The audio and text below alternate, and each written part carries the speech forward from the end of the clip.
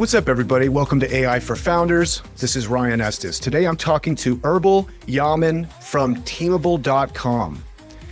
Erbil is a Lakers fan, but we're not going to hold that against him. You know, I think we're all a little bit Lakers fans now that Luka's on the team, so we'll let that slide this time.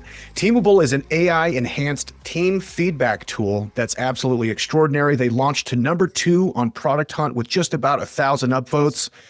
They are just barely a sub 1 million ARR, which is an extraordinary number for a new company.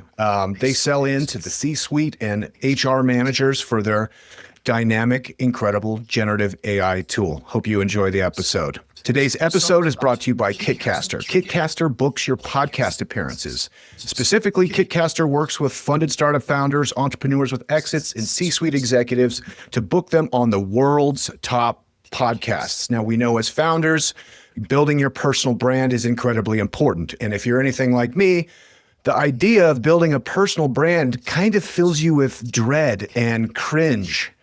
Because at the end of the day, we want to be kind of known for our output, but you got to put your personality in there too. And Kitcaster makes it easy. Guesting on top podcasts makes it a great way to improve your personal brand, but also to drive revenue to your bottom line. Check them out, kitcaster.com. Sweet. Erbil, how you doing? Doing well, Ryan. Good to be here. I'm so excited to have this conversation with you. I really appreciate you doing it. So I want to talk about your company, Teamble. Now, tell us a little bit about what Teamble does and who they do it for. So Teamble is an HR tech company at the surface, but it's really for enabling managers and employees more than the HR teams itself. I personally was on the receiving end of great feedback throughout my career, but I'm the lucky one. Most people do not get that kind of feedback. And I think that was the initiation of Teamble. How can we make almost every employee give and get very critical feedback that changes the trajectory of their careers? And we basically built a platform around making that much, much easier. Okay. So in a nutshell, what happens is with Teamble, if I am writing feedback for a staff member, and this gets particularly dicey if we're talking about big emotions, right, which usually means it's easy to be encouraging and be complimentary, right, but it's hard to be corrective. Right. So me as a manager, I'm going to go in there, I'm going to take my notes and be like, this is what I'd like to say. And I'm going to make sure I run it through Teamble in order to like find a better consistency of like messaging that's going to resonate with the staff member. Is that kind of it? You got it. Yeah. You can do your, I think, easier high fives and kudoses as well. But I think the most critical part is, and now with the help of AI, we really take your high level thoughts, you know, sometimes things that frustrate you and maybe you don't even talk about it, right? Why didn't Ryan talk as much in this client meeting, right? And then most of the times, I think people just forget about it until the frustration grows and leads to other things. Actually, we want you to capture that and we're guiding you towards, all right, how can we make this, even that high level thought, that frustration, into a great learning and coaching opportunity? We help you follow a lot of the best practices on how to give feedback, how to frame it around strengths, and how to make it actionable. Like, how do observing one thing is one, but then how do you help them get better at it? So that's the core part of it. It's such a humongous pain point, you know, for founders. I think you're right. I think oftentimes those notes aren't even delivered. Yep. So you might be at a 10 in irritation with a staff member and they have no idea. And you haven't taken any corrective measures to change the outcome so you can predict it's going to continue. But on top of that, like you're kind of left holding this big ball of negative emotion, you know? And exactly. I think that kind of overcoming that is really challenging. Now, I think one critical component of the tool too is this integrates directly with Slack and Teams, right? Yeah, absolutely, which is huge. It's huge because that's where your communication is going anyway. Yeah, exactly. You know? And when people talk about integration, you know, they just surface it as a notification ping thing. It's not really what we're talking about when we're saying integration. It's really a lot of the frustration is also, I think my best analogy to this is the following. everybody knows that you should give and get feedback, just like everybody knows exercise is good for you. But if your gym is like miles away that you have to jump into a car and go to and then check in and do all of that, and then you have to do everything, it's like a way harder lift versus if you had a gym in your building or an in-home gym. And now AI is kind of like your personal trainer, right? If you had your personal trainer too, it gets much easier. I think it's the same thing. Like, let's be where people already are, Slack and Teams. Let's deliver the entire experience within that so that they don't have to go off the platform. And then let's use AI to actually help them get much better at that. So those two components are really what makes it very powerful. The tone is key in this kind of feedback. Now, my team years ago, we read this book together, Radical Candor. Yeah. Are you familiar with this book? Yep, absolutely. We tried that for about 2 weeks. And ultimately, I was like, look, man, I'm a little too sensitive for radical candor. Now, we could talk about, like reasonable candor, but radical candor, we better be real careful with that feedback coming across the table. Yeah. And I think that's probably true of most people, especially when you're getting feedback in written form. Because we've all had those spicy emails that come in and you're like, what? And you get like kind of a primal, visceral reaction where the hair on the back of your neck stands up, your face starts turning red, and you're like literally in fight or flight. And then after you read it again, you're like, oh, wait, I think I actually misinterpreted what they were saying or the tone. But if you're not very specific with tone and certain considerations within there, it can really trigger some like primal emotions, so as you're building a tool that helps to kind of temper some of that, what are some important considerations you're thinking about as you're kind of starting to create this generative AI tool? Yeah. No, your observations and your personal experience with your team is spot on. I personally think this kind of critical, powerful feedback should never be delivered as a text form, right? It should always come in after. So we recently launched our AI platform on Product Hunt. And one of the biggest parts of that launch was our one-on-one experience. So I think our initial version of Teamble was a lot to do with getting feedback as a form of text. The one-on-one experience is really creating this journey where people are actually going to meet for that one-on-one. And we're leveraging Teamble to help them prepare. So if you have a tough feedback you need to deliver, we help you tone exactly the context, how you even kick off that conversation. So it's really helping the manager be prepared. It's almost a script for them versus something that they send. They can send it afterwards, they can send it, but it needs to be an in-person conversation. And as we look at our product evolution, I think we're gonna move from, before meeting prep to during the meeting, live prep during the meeting. That's kind of what on our roadmap where we're building the agents to help you as we are having this conversation. Yeah, do you have any frameworks that are helpful for this? I've heard like the compliment sandwich, where it'd be like, Erbil, I love the way you do X, Y, Z. Yeah. We're having a little bit of problem with this. And then at the end, it's like, but you're doing this great. Yeah. Is there any kind of good frameworks for those one-on-ones? Because I totally agree. If you have challenging, emotionally evocative information you're conveying, it's got to be in person, and you should have documentation, and you should also have a witness. Yeah.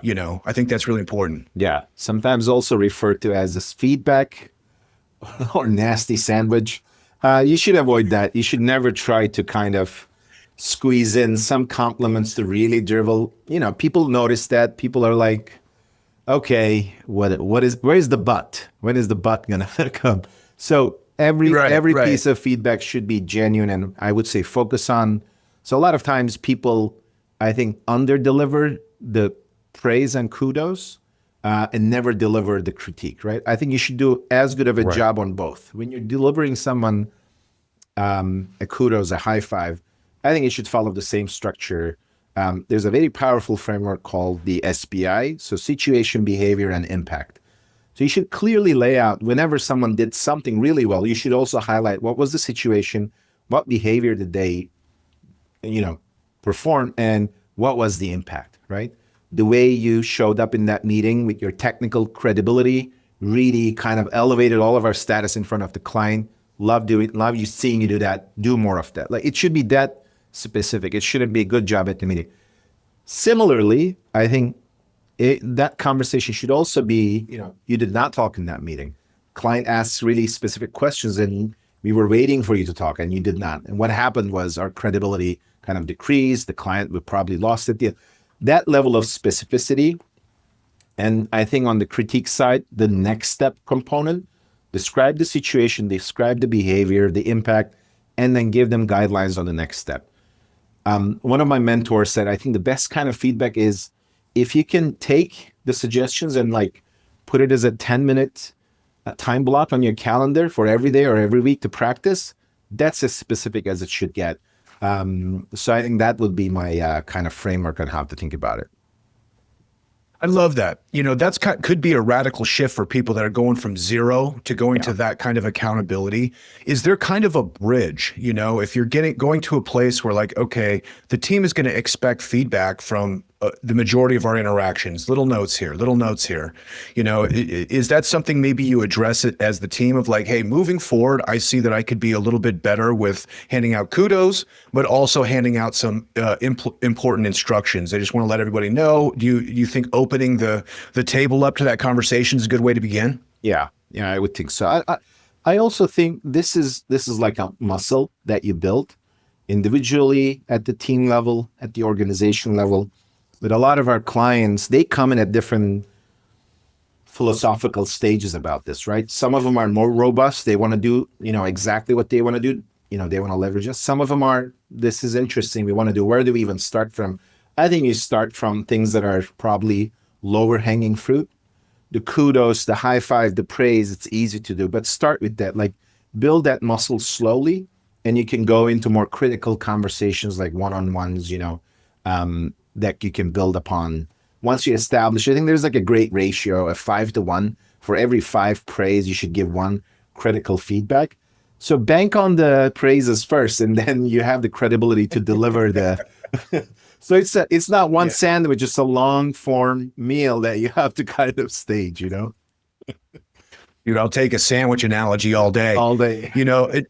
It's so important too for founders because, we got A and B players, hopefully that we're developing, but we also have C players. Yeah. I'm of the ilk that you got to get rid of C players as soon as possible because they poison everything, but that becomes very challenging, especially when you recognize it early on. You're like, oh shoot, now I'm going to have to start documenting all these things. Yeah. It is a challenge for management for sure, and it depends on the culture of every organization. Now, there's a certain inspiration I take on the far end of the mean from the show Hard Knocks. You ever seen this show, Hard Knocks? No, I have to now. Okay. What it is, it's a documentary about an NFL football team every season in the preseason. So it goes through how they're making all of their roster assignments and everything, just getting prepared for the season. And it is brutal, so they'll start with 112 guys, something like that, and they got to whittle down to 51.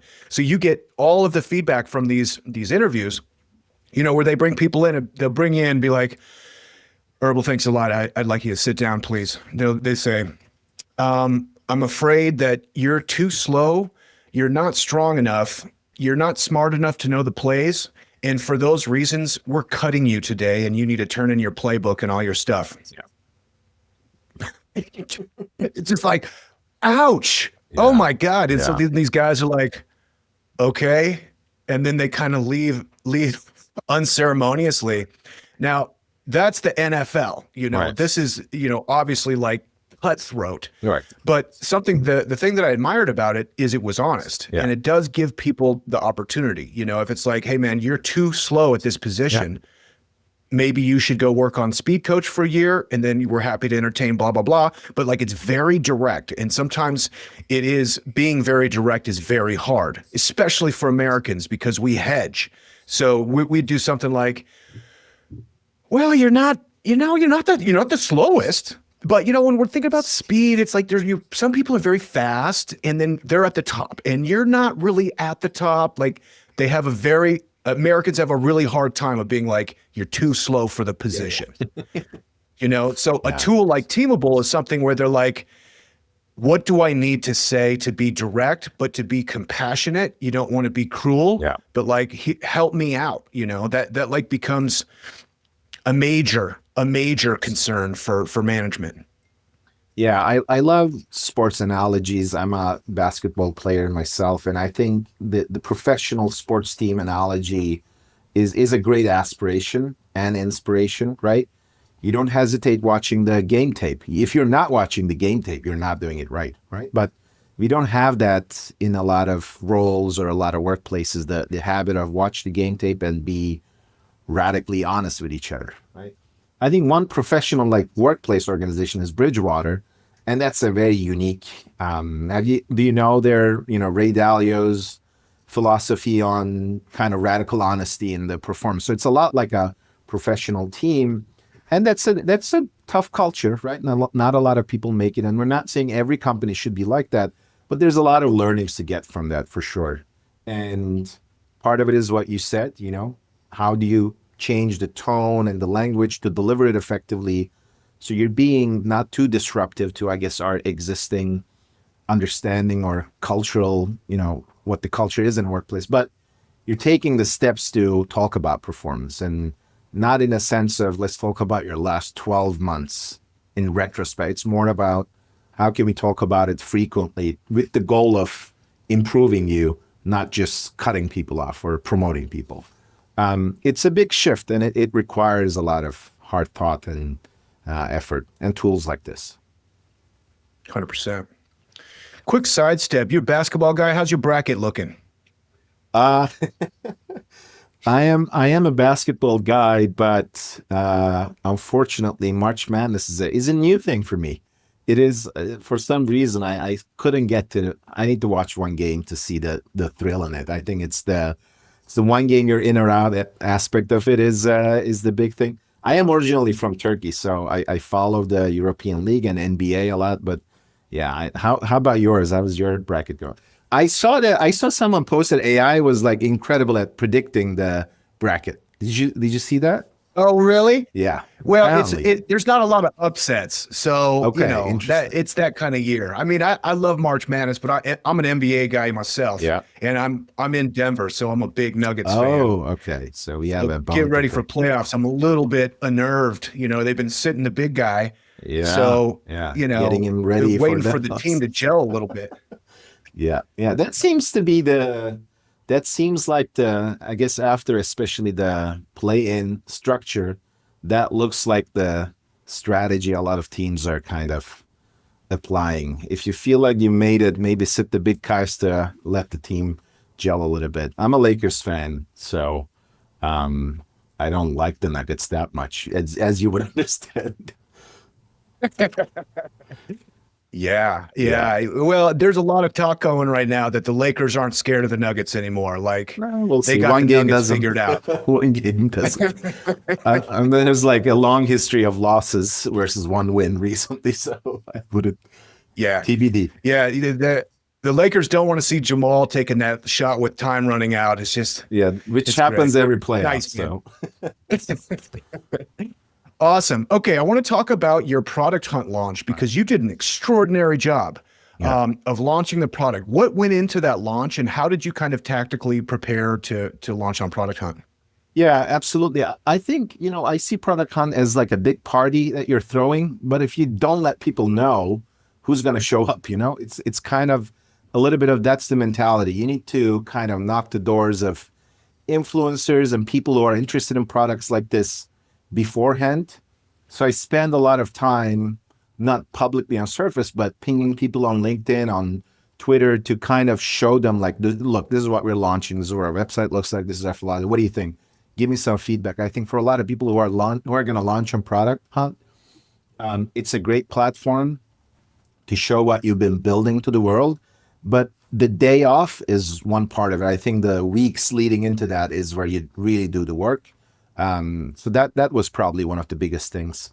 The second biggest is like how you're packaging and showcasing your product. I think you should put a lot of attention into the branding, the design, the videos, everything that you kind of, it's almost like a commercial. People are going to kind of, there's so many products being launched there. You need to kind of stand out. And it's hard to. There are so many amazing developer tools that are being launched every day. and Product Hunt is a big developer community as well. To kind of resonate with that audience, there needs to be something special about it. So we paid a lot of attention to what people like and don't like. Yeah, man. And you got like almost 1,000 upvotes on your launch. And to think that that was just number 2, I mean, Product Hunt still is just like, Yeah. a juggernaut. So Yeah. talk a little bit about how you identified the right influencers and then how you went about contacting them. So you're going to LinkedIn to talk to them. Are you doing it the day before the campaign, the day of the campaign, a combination of both? Weeks before, I would try to, find people who are very active on Product Hunt already. Go and find their, Twitter profiles, LinkedIn profiles. You obviously use a combination of tools to help you with this, like Clay was a big part of that. Phantom Buster was a big part of that. Kind of automate some of these because you want to do them at scale as well. But you need to be also authentic. So, you don't rely too much on those tools. You kind of need to put in the time and effort to authentically connect with people. Like that's part of the job. 100%. So Clay, Phantom Buster were instrumental, but otherwise, I mean, how many hours would you say you spent personally? Leading into it, probably 2-3 hours every day. And then the week off, those hours started going up. The launch day and a couple days after, around the clock, me and my team. Me personally, on the day of the launch, I did not sleep 24 hours. So wow. And then I think, that week you probably need to coordinate really well with your team to make sure you're getting every share, you're getting every ping, you're reposting, you're kind of, Product Hunt is one part of it, but then you need to use that to amplify your voice, right? And that is, there's a lot of critique into, well, in Product Hunt, there's not a great audience, you don't get customers, depends on the tool, right? But I think how you use your success there and amplified afterwards also matters. Founders need to pay attention to that. And then what was conversion like? So the updates are great on the Product Hunt launch. How many of those translated into users of the tool? There was a lot of free trial signups. I wouldn't, probably single digits, I would say. The website visitors was a lot. It's more than, the upvoters alone. Because you start seeing like you're going into, people's newsletters, stuff like that as you kind of collect the accolades. But the demo requests as a result of that significantly increased. So, if we had X number of demos a week, it became 3X the following weeks. So there's definitely a meaningful boost. And it's a long tail, so people are starting to distribute the information. Yeah, I'm starting to see like the source of these demos are not even Product Hunt anymore. People are searching on ChatGPT and other AI tools, and our name is coming up because it affects the algorithms and I think kind of that boosting, that flywheels of search engine optimization or AI, search optimization gets significantly improved. Yeah. I'm fascinated by this. So LLM search optimization, if I go to GPT and I'm like, hey, what's a cool AI tool for my HR resources? How do you position Teamable to be recommended? I've heard in the past that it's pretty much just straight search engine optimization. Like if you're optimized for Google, you're optimized for GPT. Are there additional things that you know of that can optimize for LLM optimization? Yeah, I think that's still significantly the case. I'm starting to wonder, this is something that I'm still learning and investing time on as well. But I think potentially some social media impact of it could be playing a bigger role in AI, LLM search as well. Again, I don't really have a great answer yet. It's still a mystery, but I don't think there is a great answer. Yeah, I'm really curious. I mean, there was some like hilarious article about Cloudflare that was adding this like infinite loop of generative AI. So like basically if they had pages that they wanted no crawl, they could see when the LLMs were crawling the data anyway. And so what they do is start spinning up like fake news apparently to send the LLMs off the trail. But then that poses the question of like, well, now the LLMs are going to have a false representation of what you're doing. Are you sure you want to do that? Yeah. I mean, it's one thing of like figuring out like a firewall so they can't get through, but it's another thing to like intentionally deceive them. I don't know. It's a wild world and it continues to develop. Couple of things about the economics of the company. So how have you funded Teamable so far? Did you raise a round? I did raise a very small pre-seed round from angel syndicates and individual angel investors. And that Nice. kind of got us started. But after that, it's been mostly bootstrap. Those initial investors, did this come from your personal network? How did you secure those relationships? The extension of my personal network and, my personal, I mean, I'm a founder who started this in his 30s. So that's a little different than doing it in your 20s, I think. Ideally, it should be. Hopefully you did some things right to build a network. So that definitely had an influence. Yeah. Nice. And then how big is the team? We're 5 people. It's me and my customer success person, 3 developers and product team. And then now we're hiring our founding account executive. So really, it's an exciting time for us. We're looking for that entrepreneurial spirit to keep on selling. They say that you should always hire 2 AEs because then they compete against each other. Well, they're going to compete with me. So I'm still the, you go. I'm still the de facto AE. But that's a good advice. Nice. It sounds like, there's a race brewing, which is, for AI tools, who can get the unicorn status with a team less than 10. Is that how you're looking at this? Oh, absolutely. I think everybody needs to look at things a lot more critical in terms of resourcing, bootstrapping. I don't think the bootstrapping journey is this, ugly. It's still going to be pretty ugly and painful, but I think the results are going to come a lot faster. I started this journey as a non-technical founder. I think now I'm a pretty technical founder with the tools, like, AI tools that helps me actually understand the code. I can code review. I can look at pull requests. I can be like I can make some damage, and then once you have that kind of critical power, if I was also a technical founder with all the tools that are kind of evolving much faster every day, I think building products are going to be a lot easier. Obviously, it's always the tricky part has always been the go-to-market, anyways, right? So figuring that out is gonna still be a big challenge. AI is helping you go a long ways, like finding the people who need your product. I think getting a lot more and more effective.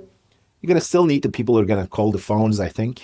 With that human touch. I don't think that's gonna go anywhere. But definitely the notion of what makes a unicorn is not thousands of people anymore. Yeah, We're seeing I that. totally agree. Yeah. Cool. Dive a little bit deeper into the numbers. How much did you raise for the pre-seed round? We raised about 450K. Nice. And then I know you guys just launched, but how many users of the tool do you have right now? Well, we have 20 paying customers. Some of them are like a couple thousand people, organizations. But mostly, I would say we're 250 to 500 people are currently our sweet spot. Yeah. 250, and you have basically $7 per seat per user as a pricing model. So would it be accurate to say 250 times $7 is monthly recurring revenue? No. I meant 250 per customer is our average. And then I think our average price point is a little higher than that because a lot of our customers opt into the custom business plan option with a lot more features. So 7 that we highlighted was a self-serve team plan for very small teams. Yeah. So our Okay, cool. if you're trying to get to our ARR, I think we're sub 1 million, but getting there. Oh man, that's fantastic. Yeah. Unbelievable. Let's talk a little bit about your ideal client. So are you looking for kind of founders, startups, people scrappy like you, or are you looking for more enterprise type organizations? Yeah, mid-market to early enterprise. There needs to be a functional HR team and a leadership that understands and wants to deploy these programmatically. So, any team that's 250 plus, maybe in the early thousands, I would say is our ideal size.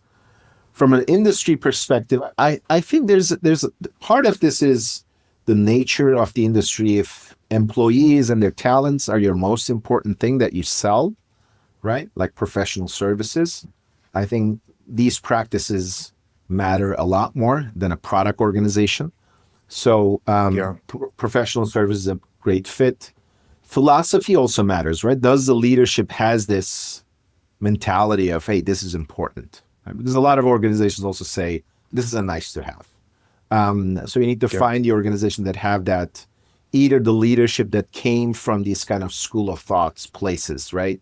Netflix, Google, the big three consulting firms. These are places where people are trained on the value of feedback. So when you see organizations, HR or operations teams, or the leadership is coming from these companies, I think they are a good fit to then say, all right, we need something like this. Cool. Let's talk a little bit about your founder's journey. Like you said, this isn't your first rodeo. How did you find yourself to be launching Teamable? Yeah, I think I've been influenced by a couple of things. One, my advisory board member and also my professor from business school, Professor Adam Grant, has been very influential in kind of helping me understand the value of organizational psychology and how do you really drive higher performance in individuals. So as a master's student at Wharton, learning from him, I opened up to a new world of, all right, how do you really lead people, manage people, how do people perform? Following that was my career. I was always in consulting. I was an analyst at BCG, came to the US for my MBA, then became a consultant, then a project leader, principal at BCG. So throughout that career journey, there has been ups and downs. And at a moment, actually post MBA, I'm in the Boston office of BCG. I've done this job before. I know the basic tackling and all the skills. I'm like, great. I just had my MBA too. Yes, I'm in a different office. I started my career in Turkey and Middle East. Now I'm in the US. I'm working. I'm doing putting in the hours. 6 months in, I'm not getting into the projects that I really want to. And I'm a little surprised. I call my staffing manager. I'm like, what's going on? And she says, well, it looks like you're not really staffable because you haven't been doing well. I was shocked. I was like, well, why did anybody say anything about this to me? And what happens now? And she said, well, we need to see if someone is willing to kind of take you in and, invest in you.